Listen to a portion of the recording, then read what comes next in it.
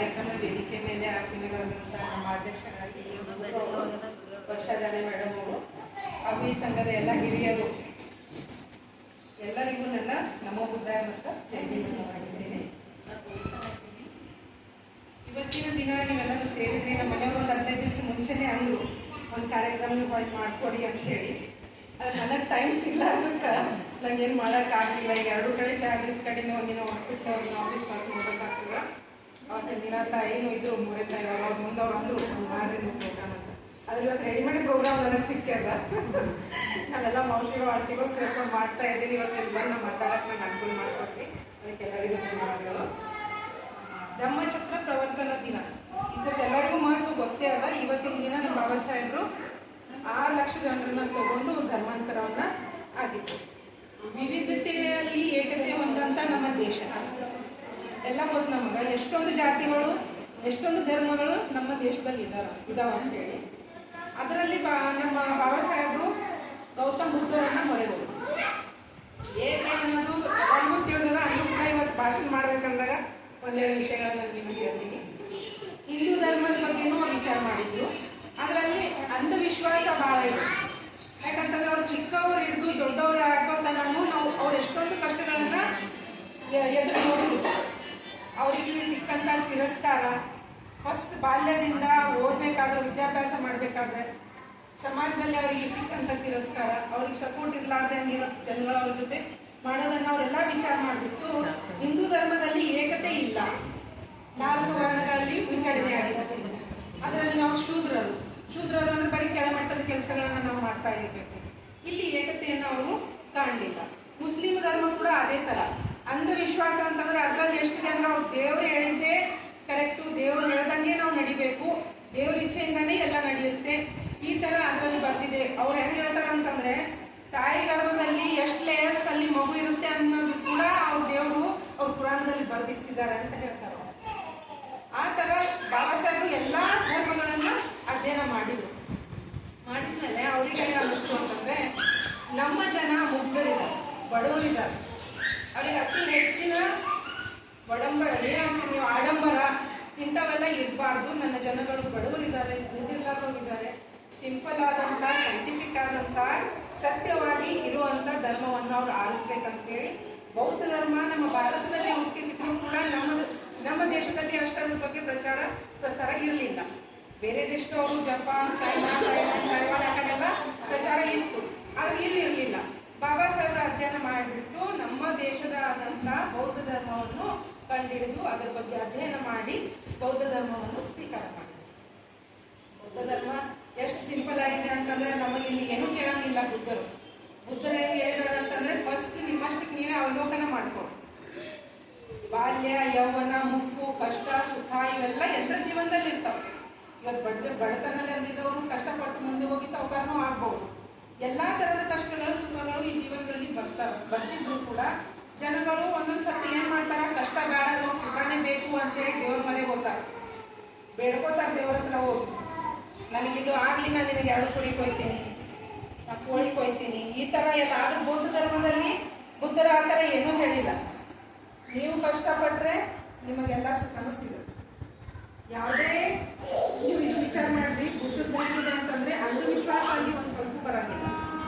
First scientifically ವಿಚಾರ ಮಾಡಿರಿ ಅಂತ ವಿಚಾರ ಮಾಡಿಬಿಟ್ಟು ಅದ್ರ ತಕ್ಕ ನಾವು ನಡ್ಕೋಬೇಕು. ಒಂದು ವಿಷಯ ನಾನು ಹೇಳಕ್ಕೆ ಇಷ್ಟಪಡ್ತೀನಿ, ಯಾವುದಕ್ಕೂ ಆಸೆ ಪಡಬಾರ್ದು. ಮೋಹ ಬುದ್ಧರು ಫಸ್ಟ್ ಬಿಟ್ಟಿದ್ದು. ಅವರಂತ ರಾಜ್ಕುಮಾರ ಇದ್ರೂ ಕೂಡ ಮನೆಯಲ್ಲಿ ಎಲ್ಲ ಸುಖ ಸಂಪತ್ತುಗಳು ಇದ್ರೂ ಕೂಡ ಬಿಟ್ಕೊಟ್ಟು ಜಂಗಲ್ ಹೋಗ್ಬೇಕು, ಅಲ್ಲಿ ಹೋಗಿ ಮೆಡಿಟೇಷನ್ ಮಾಡಬೇಕು, ಜ್ಞಾನೋದಯ ಆಗಬೇಕು ಅಂತಂದ್ರೆ ಅವ್ರು ಎಷ್ಟು ಕಷ್ಟಗಳನ್ನು ನೋಡಿರ್ಬೇಕಂತ.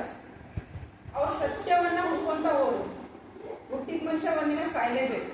ನಾನು ಸಾಯಬಾರದು ಅಂತ ಹೇಳಿ ಪ್ರಯತ್ನ ಮಾಡಿದ್ರೆ ಆಗುತ್ತಾಗಿಲ್ಲ. ಒಂದಿಲ್ಲ ಒಂದಿನ ನಮಗೆ ಸಾವು ಕಟ್ಟಿಟ್ಟ ಬುದ್ಧಿನೇ. ಒಂದ್ಸರಿ ನಾವು ಹುಟ್ಟಿದೀವಿ ಅಂತಂದ್ರೆ ಸತ್ತು ಹೋಗ್ತೀವಿ ಅನ್ನೋದು ಎಲ್ಲರಿಗೂ ತಿಳಿದಿದ್ರು ಕೂಡ ನಾವು ಎಷ್ಟೊಂದು ವೈಮನಸ್ಸುಗಳನ್ನ ಮಾಡ್ಕೋತೀವಿ. ಒಬ್ರಿಗೊಬ್ರು ನೋಡದೆ ಇರುವಂಗ, ಒಬ್ಬೊಬ್ರು ಕೊಟ್ಟು ಮೇಲೆ ಸುಖ ಕೊಡುವಂಥದ್ದು, ಇಂಥವೆಲ್ಲ ಬುದ್ಧರು ಬೇಡ ಅಂತ ಹೇಳಿದ್ರು. ನಾವು ಬುದ್ಧಿಸ್ಟರಾಗಿದ್ದೀವಿ ಅಂತಂದ್ರೆ ಪಂಚಶೀಲನೆ ಪಾಲನೆ ಮಾಡ್ರಿ ಅಂತ ಬುದ್ಧರು ಹೇಳಿದ್ರು. ಪಂಚಶೀಲ ಪಾಲನೆ ನಾವು ದಿನ ಹಿಡಿದು ಪಂಚಶೀಲ ಹೇಳ್ತೀವಿ.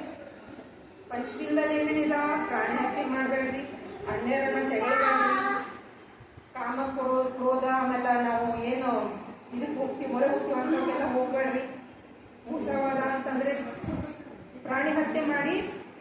ಯಾವುದೇ ತರಹದ ಪ್ರಾಣಿ ಜೀವಗಳನ್ನು ನಾವು ಕಷ್ಟ ಕೊಡಬಾರ್ದು.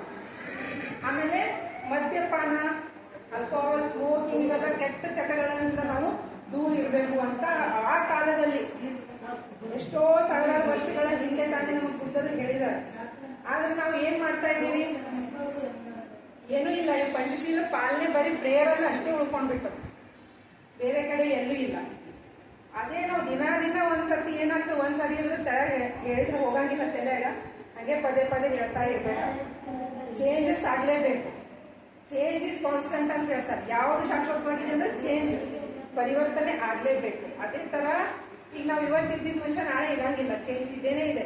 ಇವತ್ತಿದ್ದನ್ನೆಲ್ಲ ಸಮವಾಗಿದೆ ಅಂತಂದ್ರೆ ನಾಳೆ ಇಲ್ಲ ಭೂಕಂಪ ಆಗ್ಬೋದು, ಜ್ವಾಲಾಮುಖಿ ಬರ್ಬೋದು, ಇಲ್ಲೇ ಒಂದು ದೊಡ್ಡ ಗುಡ್ಡ ರೆಡಿ ಆಗ್ಬೋದು. ಹಿಂಗೆಲ್ಲ ಇತ್ತಪ್ಪ ಅಂತ ಗೊತ್ತಾಗ್ಲಾರ್ದಂಗ ಆಗ್ತದೆ. ಅದಕ್ಕೆ ಏನಂತಾರ, ಚೇಂಜ್ ಇಸ್ ಕಾನ್ಸ್ಟೆಂಟ್ ಅಂತ. ನಾವು ಬದಲಾವಣೆ ಆಗ್ಲೇಬೇಕು. ಇರ್ಲಿ, ನಾವು ಹಿಂದಿನ ಕಥೆಗಳನ್ನ ಮಾಡ್ಕೋತಾ ಬಂದಿದೀವಿ. ಈಗ ಸದ್ಯಕ್ಕಾದ್ರೂ ತಿಳ್ಕೊಂಡಿದೀವಲ್ಲ, ಅದು ತಿಳಿದ ಮೇಲೆ, ಅರಿವಾದ್ಮೇಲೆ ಆದ್ರೂ ಬಿಡಲೇಬೇಕು. ಈಗ ಆ ಸಮಯದಲ್ಲಿ ಬಾಬಾ ಸಾಹೇಬ್ ಇವರು ಗೌತಮ ಬುದ್ಧರು ಹಳ್ಳಿ ಗಿಡದ ಕೆಳಗಡೆ ಕುಂತು ಮೆಡಿಟೇಷನ್ ಮಾಡಿದ್ರು. ಅಲ್ಲಿ ಕುಂತು ಯಾಕೆ ಮಾಡಿದ್ರು ಅವರು? 24 ತಾಸು ಆಕ್ಸಿಜನ್ ಬಿಡುವಂತ ಗಿಡ ಅಂತಂದ್ರೆ ಹಳ್ಳಿ ಗಿಡ. ಬೇರೆ ಗಿಡಗಳೆಲ್ಲ ಸನ್ಲೈಟ್, ನಮ್ದೇನು ಸೂರ್ಯದ ಬೆಳಕು ನಿಂತ ಮೇಲೆ ಕಾರ್ಬನ್ ಡೈಆಕ್ಸೈಡ್ ಅಕ್ಯುಮುಲೇಟ್ ಆಗ್ತದೆ, ಸಿಗ್ತಾ ಇಲ್ಲ. ಆದ್ರೆ ಹಳ್ಳಿ ಗಿಡದ ಕೆಳಗಡೆ ಅದು ಆಗಂಗಿಲ್ಲ. ಮತ್ತು ನಾವು ಬದುಕಲಿಕ್ಕೆ ಊಟ ಇಲ್ಲದೇನು ನಾವು ಇರ್ಬೋದು 1 ತಿಂಗಳಗಟ್ಟಲೆ. ಅದ್ರ ಆಕ್ಸಿಜನ್ ಇಲ್ಲದೆ ಇರಕ್ ಆಗಂಗಿಲ್ಲ. ಯಾಕಾಗಂಗಿಲ್ಲ? ನಮ್ಮ ಶರೀರದಲ್ಲಿ ಹರಿಯುವಂತ ರಕ್ತದಲ್ಲಿ ಹಿಮೋಗ್ಲೋಬಿನ್ ಅಂತ ಒಂದಿತ್ತು, ಕಬ್ಬಿಣಾಂಶ ಉಳ್ಳಂತ ಹಿಮೋಗ್ಲೋಬಿನ್ ಅಂತ ಏನ್ ಹೇಳ್ತೀವಿ ನಾವು. ಅದು ಆಕ್ಸಿಜನ್ ಅನ್ನ ನಮ್ಮ ಶರೀರದ ಒಂದೊಂದು ಅಂಗಗಳ ಕಣಕಣದಲ್ಲಿ ಕರ್ಕೊಂಡು ತಗೊಂಡು ಹೋಗ್ತೀವಿ. ಆ ಆಕ್ಸಿಜನ್ ಅಷ್ಟು ಇಂಪಾರ್ಟೆಂಟ್ ಇದೆ ಅಂತಂದ್ರೆ ಒಂದೊಂದು ನಮ್ಮ ಜೀವಕೋಶದ ಕಣಕಣಗಳಲ್ಲಿ ಹೋಗಿ ಮುಟ್ಟಿದ್ರೇನೆ ನಾವು ಬದುಕ್ತೀವಿ. ವಿತೌಟ್ ಆಕ್ಸಿಜನ್ ನಮಗೆ ಬದುಕಕ್ಕೆ ಆಗಂಗಿಲ್ಲ.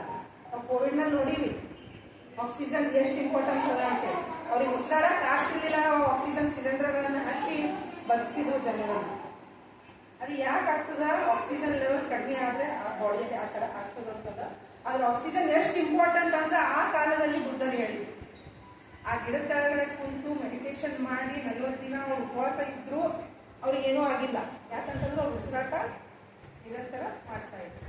ಅದಕ್ಕಾಗಿ ಹೇಳೋದು, ಅವ್ರು ಮಾಡಿರೋ ಎಷ್ಟೊಂದು ವಿಷಯಗಳು, ಅವ್ರು ಹೇಳಿರೋ ವಿಷಯಗಳ ಬಗ್ಗೆ ನಾವು ಕಣ್ಣು ಮುಚ್ಚಿ ಅವ್ರ ಹಿಂದೆ ಹೋದ್ರೆ ಸಾಕು. ನಮಗಷ್ಟು ಸಮಯನೂ ಇಲ್ಲ ಈಗ ಓದೋಕೆ. ಅಷ್ಟು ದೊಡ್ಡ ದೊಡ್ಡ ಪುಸ್ತಕಗಳು ಬಾಬಾ ಸಾಹೇಬ್ ಆ ಸಮಯದಲ್ಲಿ ಅಧ್ಯಯನ ಮಾಡ್ಯಾರ. ಇವತ್ತು ನಾವು ಗೂಗಲ್ನಲ್ಲಿ ಏನು ಹುಡುದ್ರು ಬರ್ತದ. ಆದ್ರೆ ಆ ಟೈಮ್ನಾಗ ಹಂಗೆ ಇರ್ಲಿಲ್ಲ. ಒಂದು ವರ್ಡ್ನ ಹುಡುಕ್ಬೇಕು ಅಂತಂದ್ರೆ ಡಿಕ್ಷನರಿ ತೆಗೆದ್ಬಿಟ್ಟು ಅಲ್ಫಾಬೆಟ್ ವೈಸ್ ಮೀನಿಂಗ್ ಹುಡುಕ್ಬೇಕಾಗ್ತಿತ್ತು. ಆ ಬುಕ್ಗಳನ್ನು ಓದಿದ್ರೆ ಅವಾಗ ನಮಗೆ ಜ್ಞಾನ ಸಿಗ್ತಿತ್ತು. ಈಗ ನಾವು ಓದೋದು ಪಾಠ ಮಾಡೋದು ಏನೂ ಬೇಡ. ಗೂಗಲ್ನಾಗ ಹೊಡೀರಿ, AI ನೀವು ಬರೀ ಮಾತಾಡಿದ್ರೆ ಸಾಕಾದ್ರು ನಿಮಗೆ ಹೇಳ್ಬಿಡ್ತು. ಚಾಟ್ GPT ಅಂತ ಬಂದು ನಿಮಗೆ ಏನ್ ಬೇಕು ಅದೆಲ್ಲ ಕ್ರಿಯೇಟ್ ಮಾಡ್ಕೊಟ್ಬಿಡ್ತದೆ. AI ಕಾಲ ಬರಾಗತ್ತದ. ಈಗ ಭಾಳ ಈಸಿ ಅದ. ಟಿಪ್ ಆಫ್ ದ ಫಿಂಗರ್, ನಮ್ಮ ಬೆರಳ ಮೇಲೇನೆ ಎಲ್ಲ ನಮಗೆ ಸಿಗ್ತದೆ. ಆ ಕಾಲದಲ್ಲಿ ನಾವು ಇವತ್ತು ಇದ್ದೀವಿ, ಇಷ್ಟು ಸುಖ ಸಂಪತ್ತಿಗಳಲ್ಲಿ ನಾವು ಬೆಳೀತಾ ಇದ್ದೀವಿ, ಇರ್ತಾ ಇದ್ದೀವಿ ಅಂತಂದ್ರೆ ಅದಕ್ಕೆಲ್ಲ ಕಾರಣ ನಮ್ಮ ಬಾಬಾ ಸಾಹೇಬ್. ಅದಕ್ಕೆ ಹೇಳೋದು, ಅವ್ರು ಹೇಳಿದ್ದಕ್ಕ ಧರ್ಮಚಕ್ರ ಪ್ರವರ್ತನ ದಿನ ಬುದ್ಧಿಸಮ್ಗೆ ಅವ್ರು ಹೋಗಿದ್ದಾರೆ. ನಾವು ಕೂಡ ಬುದ್ಧಿಸಮ್ ಅನ್ನು ಪಾಲನೆ ಮಾಡೋಣ, ಧರ್ಮವನ್ನು ಪಾಲನೆ ಮಾಡೋಣ. ಏನಾದ್ರೂ ಕಷ್ಟಗಳು ಬಂದರೂ ಕೂಡ ನಮ್ಮಷ್ಟಕ್ಕೆ ನಾವು ಒಬ್ರಿಗೊಬ್ರು ಸಂಘ ಅಂತ ಎದಕ್ಕೆ ಅಂದಿದ್ದಾರೆ ಅವರು? ಸಂಘ ಎದಕ್ಕಿರ್ಬೇಕು? ಒಬ್ರಿಗೊಬ್ರು ಸಪೋರ್ಟ್ ಮಾಡಕ್ಕಿರ್ಬೇಕು. ಸಂಘಗಳು ಸಾಕಷ್ಟು ಆಗ್ತಾವ, ಆಮೇಲೆ ಒಡೆದು ಹೋಗ್ತಾವ. ಅದ್ರ ಸಂಘ ನಾನು ನೋಡ್ತಾ ಇದ್ದೀನಿ. ಈ ಸಂಘದ ಬಗ್ಗೆ ಹೇಳ್ಬೇಕು ಅಂತಂದ್ರೆ ನಿರಂತರವಾಗಿ ಕೆಲಸ ನಡೀತಾ ಇರೋದು ಇದು ಸಂಘದಲ್ಲಿ. ನನಗೆ ಕರೆನು ಭಾಳ ಚಲೋ ಅನಿಸ್ತದ, ಭಾಳ ಗರ್ವ ಅನಿಸ್ತದ. ಸಂಘಮಿತ್ರ ಸಂಘದ ಬಗ್ಗೆ ಮಾತಾಡ್ಬೇಕಂತಂದ್ರೆ ಇವತ್ತಿನ ಕರೆದು ನನಗೆ ಸನ್ಮಾನ ಮಾಡಿ ಮಾತಾಡಕ್ಕೆ ಅನುಕೂಲ ಮಾಡಿಕೊಡ್ರಿ. ಎಲ್ಲರಿಗೂ ಧನ್ಯವಾದಗಳನ್ನು ತಿಳಿಸುತ್ತಾ ನನ್ನ ಮಾತುಗಳನ್ನು